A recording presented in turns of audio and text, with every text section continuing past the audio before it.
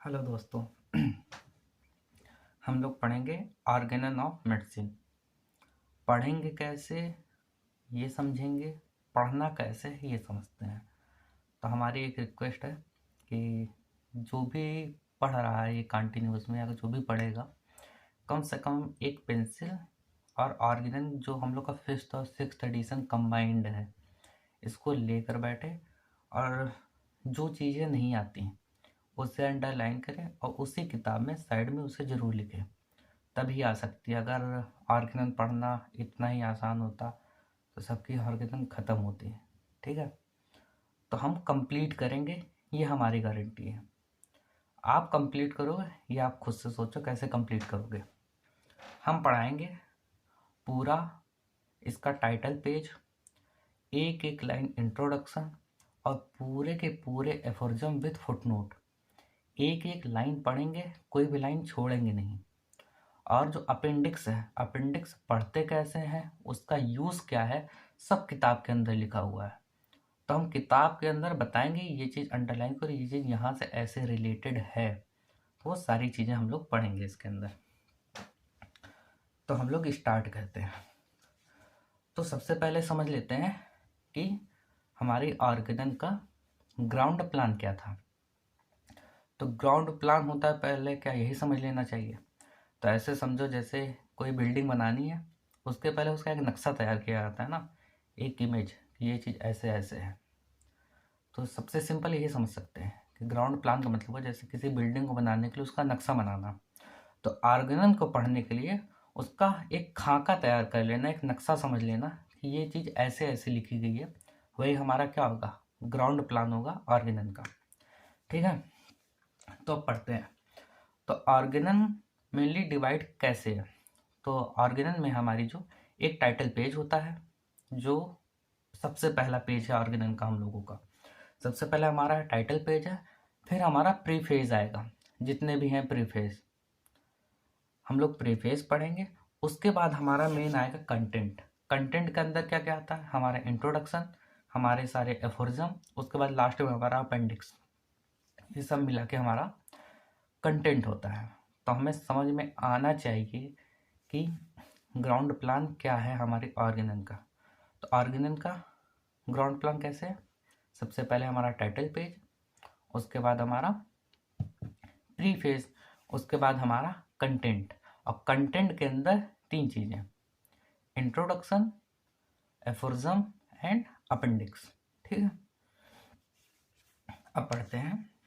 बाकी हम हिस्ट्री नहीं बता रहे कि हनीमैन सर कब पैदा हुए थे, उनका डीओबी क्या है, कुलेंस की मटेरियमेट का उन्होंने ट्रांसलेट करते समय कैसे क्या समझा था, हम लोग रट्टा मार मार के थक चुके हैं। सबको रटी हुई कहानी है फर्स्ट ईयर से।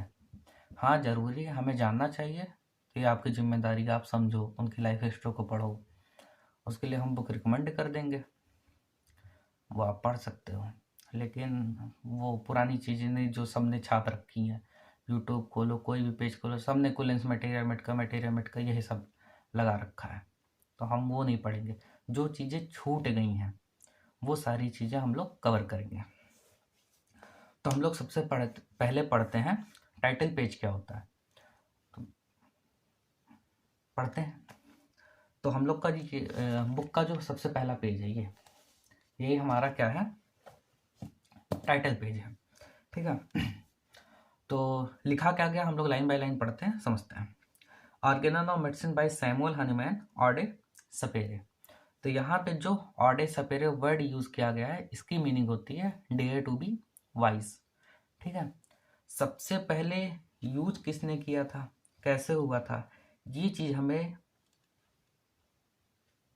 पढ़ने को मिलेगी अपेंडिक्स में। तो अपेंडिक्स का सबसे पहला पेज जहाँ पे दिया हुआ है टाइटल का, तो यहाँ पे देखो दिया गया है कि हम लोग का जो पहला एडिशन था ऑर्गेनन ऑफ मेडिसिन का, जो सबसे पहला एडिशन था 1810 में आया था, उसमें गलेट के पोएम लिखी गई थी।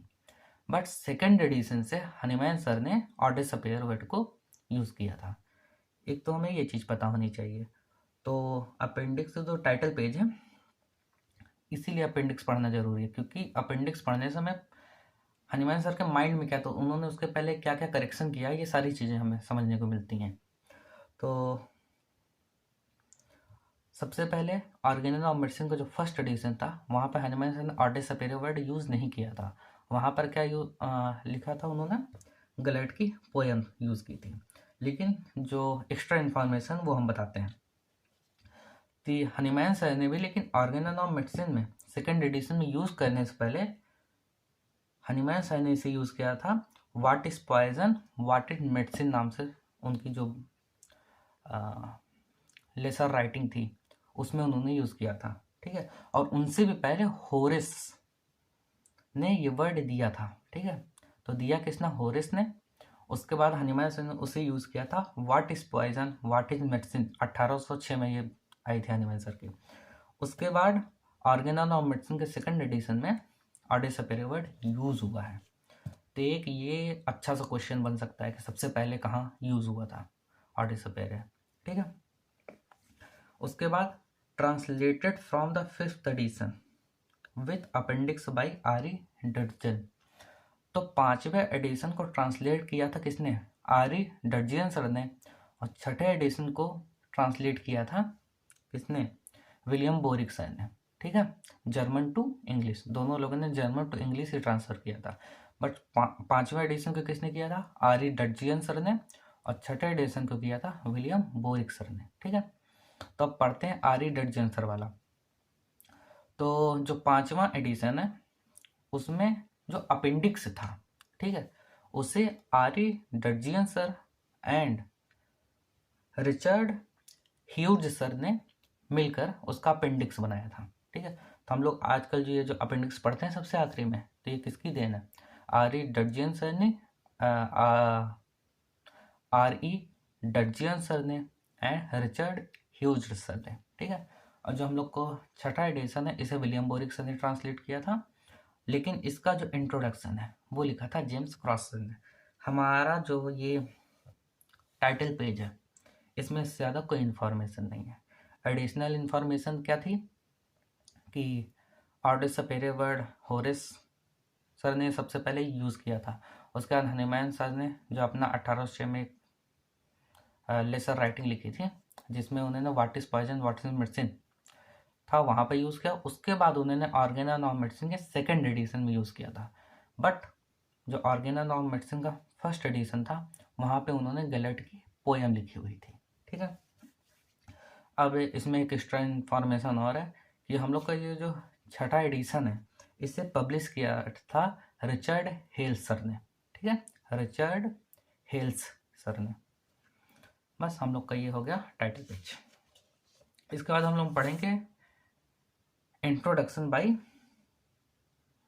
बाय क्या, from the desk of professor L M. Khan sir. L M. Khan sir का ये जो इंट्रोडक्शन वाला पार्ट है जहाँ पे हमें पता लगता है कि ऑर्गेनल वर्ड की मीनिंग क्या है और सबसे पहले ऑर्गेनल वर्ड यूज़ किसने किया था, ये सारी चीज़ें यहाँ से होती हैं। तो इसको स्टार्ट करते हैं। The term organon is etymologically derived from Greek word organon. तो एक क्वेश्चन ये भी बनता है कि ऑर्गेनम वर्ड सबसे पहले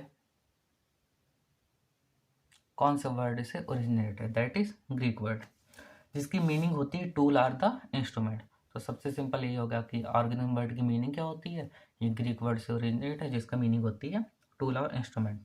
आगे, originally organum mean any musical instrument, however the term attained its lasting sense during the middle age in reference to the specific polyphonic many voice instrumental setting capable of producing a certain specific style Gregorian chant. तो इसका कोई बहुत ज़्यादा use नहीं है, आगे पढ़ते हैं। When our revered master Christian Friedrich Samuel Hahnemann compiled his magnum opus. Magnum opus की मीनिंग होती है किसी का जो सबसे बेस्ट वर्क होता है। जैसे कोई एक आर्ट है, आर्टिस्ट है, उसने कोई आर्ट बनाई तो उसका जो सबसे बढ़िया आर्ट वर्क होगा उसे हम क्या बोल सकते हैं, मैग्नम ओपस, ठीक है। जैसे कोई एक खाना बनाता है, ठीक है, एक कुक है, उसने उसका कोई एक आइटम सबसे अच्छा है, सबसे फेमस है, तो उस जो कुक है या फिर वो जो आर्टिस्ट है उसका जो सबसे बेस्ट वर्क है उसे हम क्या बोल सकते हैं, मैग्नम ऑपस। तो हनुमान सर का जो बेस्ट वर्क क्या था, ऑर्गेनन ऑफ मेडिसिन। वही चीज़ लिखी गई है कि compiled his magnum opus work on homeopathic philosophy, he wanted to use that particular term to set forth his medical philosophy that would best convey its essence, since he was precise in his literary expression।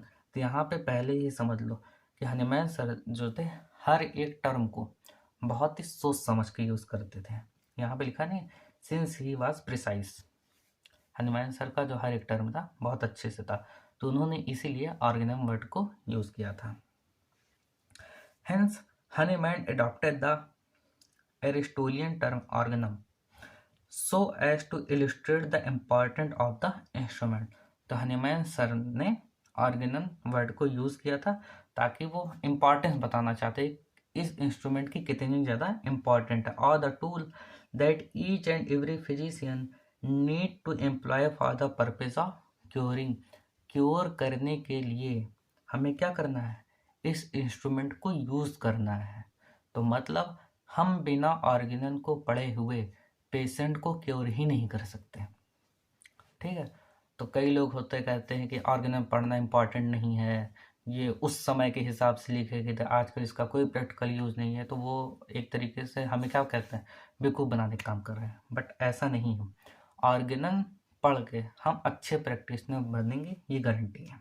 आगे अगर हमें क्या करना है, cure करना है, तो and that can be use to achieve the sole mission of healing. जो हमारा हीलिंग का सोल मिशन है तभी वो अचीव हो सकता है। तो बिना ऑर्गेनन पढ़े हम क्योर नहीं कर सकते, हम अपना जो एम है हमारा, हम उसे अचीव नहीं कर सकते, ठीक है। तो यहाँ पे एक वर्ड आता है एरिस्टोटल सर। तो ऑर्गेनन जो वर्ड था हनीमैन सर के पहले किसने यूज़ किया था, एरिस्टोटल सर ने, और उसके भी पहले यूज़ किया था हिप्पोक्रेट सर ने।